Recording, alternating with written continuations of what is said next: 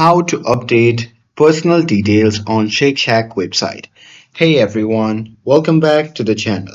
So if you need to change your info on Shake Shack, well here is how to update your personal details online.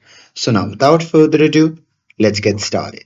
So first thing first, open any web browser and now here once inside, just click on the search bar and simply search Shake Shack. And now here on the search result, just click on the first link and after that you'll be prompted to the official website of the Shake Shack. Now here simply log in with your credentials and once logged in, just click on your profile icon in the top right corner and then select account settings.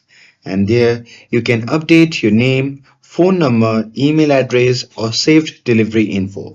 So there make the changes you need and once you're done with it, simply hit save to lock in your updated details. And once you do that, your new info will instantly apply to all future orders so checkout stays smooth and accurate. And that's it. Updating your Shack details, it's quick and easy. And with this, if you found this video helpful, then don't forget to like, share and subscribe to get updated for more videos. Thanks for watching and I'll see you in the next video.